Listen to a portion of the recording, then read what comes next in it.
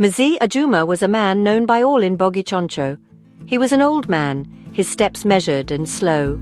His clothes were often patched, telling tales of many seasons, but it was his hat that everyone remembered most clearly. It was an old, faded hat, perched always on his head. It had seen many suns and many rains, just like him. He carried a simple wooden stick, his companion on dusty paths. His eyes, though old, held a kind and gentle light. His days began with the first songs of the birds. The sun would find him already awake, walking around the village, minding his own business. Then, his slow journey to the village center would start. He walked the same route each morning, a familiar rhythm. Children playing outside their homes would see him pass. They knew his quiet figure. He offered a soft greeting to all he encountered. His voice was low, yet carried the warmth of the morning. His face was a map of many years lived. Deep lines etched stories of sun and wind, of joy and sorrow. Yet his smile was quick to appear, lighting up his features. It was a genuine smile reaching his kind eyes. His hands, gnarled from years of quiet work, were surprisingly gentle. He did not seek new things. His few possessions were well loved. His clothes, though old, were always neat and clean. The hat, almost a part of him, shaded his wise eyes. Mzee Ajuma was a constant presence in Bogichoncho. He was like an ancient tree rooted deep in the village soil. People expected to see his familiar form each day. His unhurried pace was a comforting sight in a busy world. He was a thread woven into the very fabric of community life. He never rushed. He took his time to observe. He seemed content with the simple life he led. His quiet presence brought a sense of peace to many hearts. Mzee Ajuma had a greeting for every soul he met. He knew the names of all the children, even the smallest ones. He would pause, asking softly about their mothers and fathers. His greetings were never rushed. They were sincere and warm. He made each person feel seen, feel important in that moment. He would stop for a brief chat, sharing a quiet word. He listened more than he spoke, his attention a gift. His presence was always a welcome, comforting thing. With the older villagers, his interactions were filled with respect. If someone sought his counsel, he would offer a thoughtful word. He remembered the old stories, the histories of Bogichoncho. He shared these tales from days long past, connecting generations. He was unfailingly polite to everyone he encountered. He never uttered a harsh word or spoke ill of another. Many sought his calm perspective, his simple wisdom. He was a living bridge between the past and the present. Sometimes Mzee Ajuma would have a small request. He might ask for a cigarette or perhaps a few coins to buy something to eat. Occasionally he needed help carrying a small bundle home. He never asked for much. His needs were few. The villagers were always happy to help him in any way. They knew he appreciated their kindness deeply. He would offer a story or a quiet blessing in return. His requests were gentle, like his nature. In his quiet way, Mzee Ajuma helped to unite the village. He connected different families through his daily walks and greetings.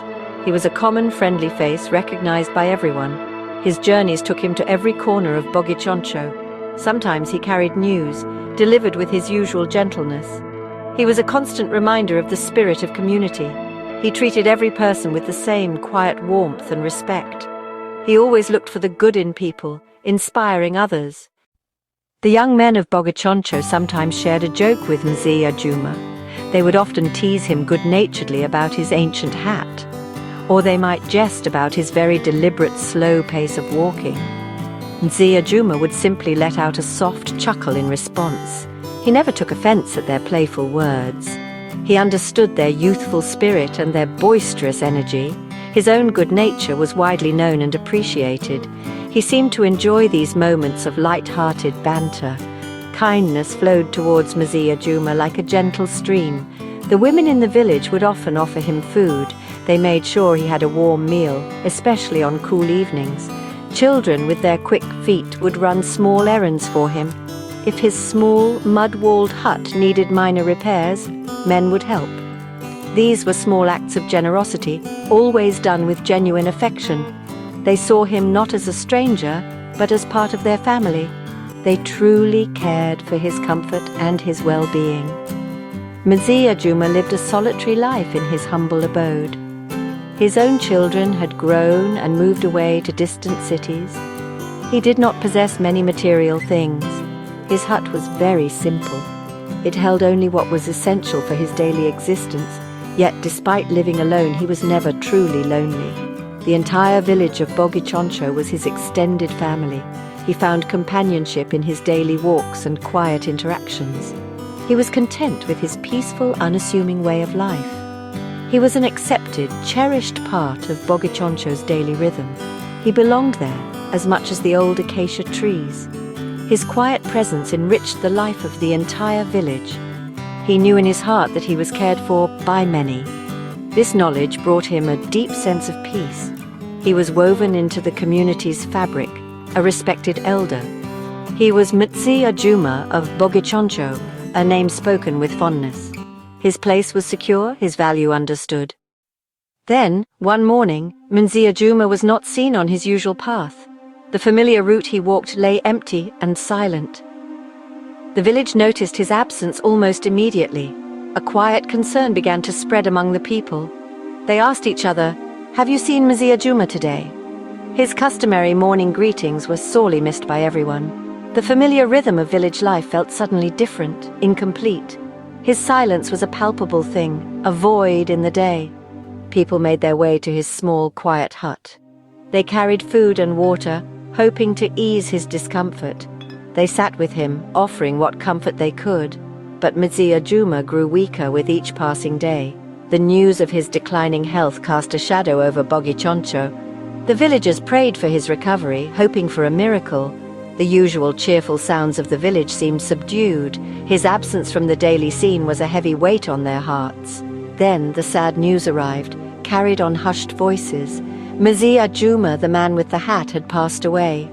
A profound hush fell over the entire village of Bogichoncho. People gathered in small, somber groups under the trees. They shared their memories of him, their voices soft with sorrow. Tears were shed for the kind old man who had touched so many. The familiar figure, the gentle presence, was gone forever. The village felt a deep and collective sense of loss.